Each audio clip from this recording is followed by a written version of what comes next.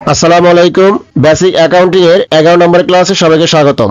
আজকের ক্লাসের জাবেদার বিষয় হচ্ছে 11 নম্বরে ডেট রিলেটেড জার্নাল অর্থাৎ ঋণ সংক্রান্ত জাবেদা, 12 নম্বরে ইনভেস্টমেন্ট রিলেটেড জার্নাল অর্থাৎ বিনিয়োগ সংক্রান্ত জাবেদা। 11 নম্বরে আমাদের জাবেদার বিষয় ছিল ডেট রিলেটেড জার্নাল অর্থাৎ ঋণ সংক্রান্ত জাবেদা। অনেক সময় কোম্পানি অর্থের সংকটে পড়লে বিভিন্ন আর্থিক প্রতিষ্ঠান থেকে ঋণ নিয়ে থাকেন। যেখান থেকে ঋণ নেওয়া হোক না কেন, ঋণ হলো কোম্পানির জন্য একটি দায়। তাই যতবার ঋণ আনবে ততবার কোম্পানির দায় বৃদ্ধি পাবে। এই জন্য ঋণ হিসাবকে বা লোন হিসাবকে ক্রেডিট করতে হবে। নিচের জাবেদার মাধ্যমে তা দেখানো হলো। তাহলে আমাদের জাবেদা হবে ক্যাশ হিসাব ডেবিট। যেখান থেকে ঋণ আনি না কেন আমাদের কিন্তু নগদ টাকায় বৃদ্ধি পাবে। কোম্পানিতে নগদ টাকায় বৃদ্ধি পাওয়ার কারণে ক্যাশ হিসাবকে ডেবিট করতে হবে, আর তার বিপরীতে আমাদের কিন্তু দায় হিসাব বৃদ্ধি পাবে। এখানে যদি নোট ইস্যু করে ঋণ আনে তাহলে নোটস পেয়েবলকে ক্রেডিট করতে হবে, আর যদি নোট ইস্যু করে না আনে তাহলে যার কাছ থেকে ঋণ আনবে তার নাম দিয়ে লোন হিসাবকে ক্রেডিট করতে হবে। আশা করি আপনারা সবাই এটা বুঝতে পেরেছেন। নিচে কয়েকটি উদাহরণ দেওয়া হলো। এক নম্বর বলা হয়েছে যে বোরড। বোরড মানে ধার করা বা ঋণ করা। বোরড টাকা 20,000 ফ্রম এ ব্যাংক। এখানে কিন্তু সাইনের নোট কথা লেখা নাই। এই জন্য আমাদের জাবেদা হবে cash debit bank loan credit, কারণ ব্যাংক থেকে ঋণ নেওয়া হয়েছে 20,000 টাকা। আশা করি এক নম্বরটা বুঝতে পেরেছেন। 2 নম্বরে বলা হয়েছে taking a loan. Taking a loan মানে ঋণ নেওয়া হলো টাকা 40,000 from AB bank by signing a 9 month 10% notes payable. এখানে 9 মান্থ এবং 10% কোনো কাজে আসবে না। আমাদের ঋণ আনছে 40,000 টাকা নোটস পেয়েবল ইস্যু করে। তাহলে আমাদের জাবেদা হবে ক্যাশ ডেবিট যেহেতু নগদ টাকায় বৃদ্ধি পেয়েছে, আর 10% নোটস পেয়েবল ক্রেডিট 10,000 টাকায়। এখানে 10% কথা লেখা আছে বিধায় এই সম্পূর্ণ কথা লিখতে হবে আমাদের। এই 10% কিন্তু অঙ্কে আমাদের কোনো কাজে আসবে না। এটা আমাদের আসবে সমন্বয় জাবেদা। যখন আমরা সমন্বয় জাবেদা করব তখন কিন্তু আমাদের এই 10%টা কাজে আসবে, অর্থাৎ এই 40,000 টাকার উপরে এই 10% সুদ ধার্য করতে হবে। আশা করি আপনারা সবাই এই জাবেদাটা বুঝতে পারছেন। 3 নম্বরে বলা হয়েছে বোরো টাকা 30,000 from a bank by signing A 6 month 12% notes. এখানে কিন্তু নোটস কথা লেখা আছে কিন্তু পেয়েবল কথা লেখা নাই। তারপরে বুঝতে হবে যে নোটস পেয়েবল। বোরো মানে ধার করা, আর ফ্রম এ ব্যাংক মানে ব্যাংক থেকে, by signing A 6 month 12% note, তার মানে 12% সুদের শর্ততে 6 মাস মেয়াদের জন্য ব্যাংক থেকে ঋণ নেওয়া হয়েছে 30,000 টাকা। তাহলে আমাদের জাবেদা হবে ক্যাশ ডেবিট আর 12% নোটস পেয়েবল ক্রেডিট 30,000 টাকা। আশা করি আপনারা এই 3 নম্বর জাবেদা বুঝতে পেরেছেন।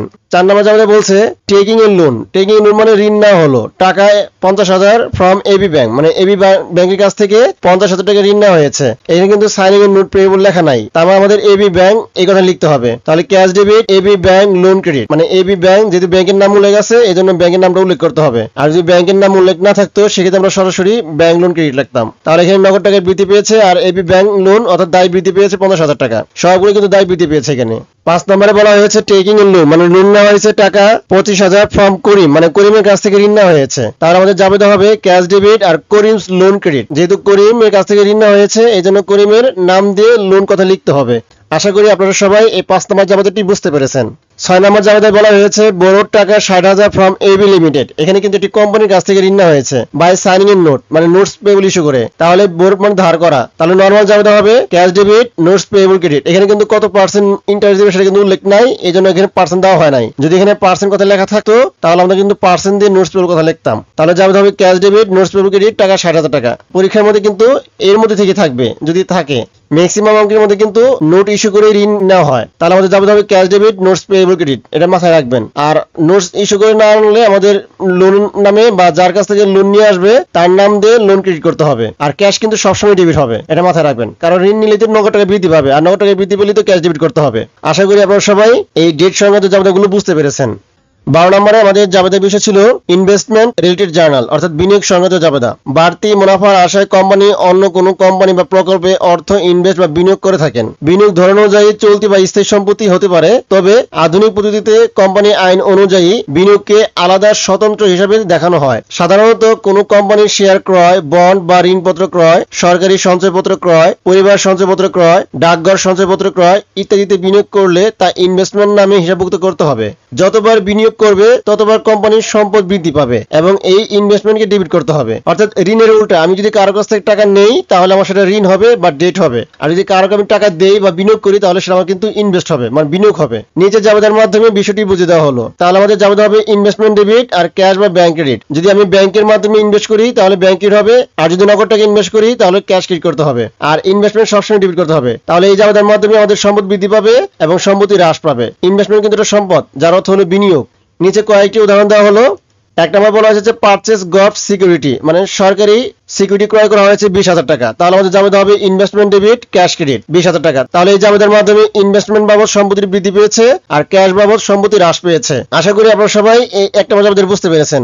2 নম্বর জাবেদা বলা হয়েছে পারচেজ শেয়ার টাকা 30,000 বাই চেক, চেকের মাধ্যমে শেয়ার ক্রয় করা হয়েছে, তাহলে জাবেদা হবে ইনভেস্টমেন্ট ডেবিট আর ব্যাংক ক্রেডিট। তাহলে এখানে ইনভেস্টমেন্ট বাবদ সম্পত্তি বৃদ্ধি পেয়েছে 30,000 টাকা আর ব্যাংক থেকে টাকা চলে গেছে, অর্থাৎ ব্যাংক থেকে টাকা হ্রাস পেয়েছে 30,000 টাকা। আশা করি আপনারা সবাই এই 2 নম্বর জাবেদা বুঝতে পেরেছেন। 3 নম্বর জাবেদায় বলা হয়েছে পারচেজ ডিবেঞ্চার টাকা 40,000 বাই ব্যাংক, ব্যাংকের মাধ্যমে ডিবেঞ্চার ক্রয় করা হয়েছে, তাহলে জাবেদা হবে ইনভেস্টমেন্ট ডেবিট টাকা 40,000 আর ব্যাংক ক্রেডিট 40,000 টাকা। এখানে ইনভেস্টমেন্ট বাবদ সম্পত্তি বৃদ্ধি পেয়েছে এবং ব্যাংক থেকে টাকাটা কমে গেছে। আশা করি 3 নম্বর জাবেদা বুঝতে পেরেছেন। 4 নম্বর জাবেদায় বলা হয়েছে invested by the company in AB limited টাকা 60,000। আমি এখানে এবি লিমিটেডে বিনিয়োগ করছি কোম্পানি কর্তৃক, মানে কোম্পানি কি করছে এবি লিমিটেড কোম্পানিতে বিনিয়োগ করা হয়েছে, তাহলে জাবেদা হবে ইনভেস্টমেন্ট ডেবিট ক্যাশ ক্রেডিট টাকা 60,000 টাকা। আশা করি 4 নম্বরে বুঝতে পেরেছেন।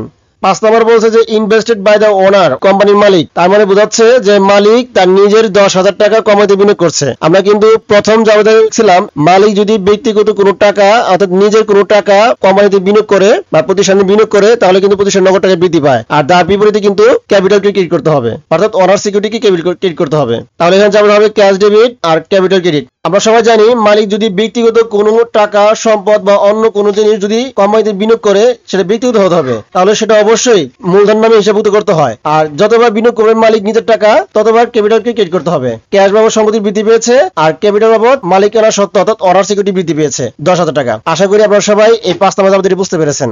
পরবর্তী ক্লাস দেখার আমন্ত্রণ জানিয়ে আজকের মতো এখানে শেষ করছি। সবাই ভালো থাকবেন, সুস্থ থাকবেন। আল্লাহ হাফেজ। আসসালামু আলাইকুম।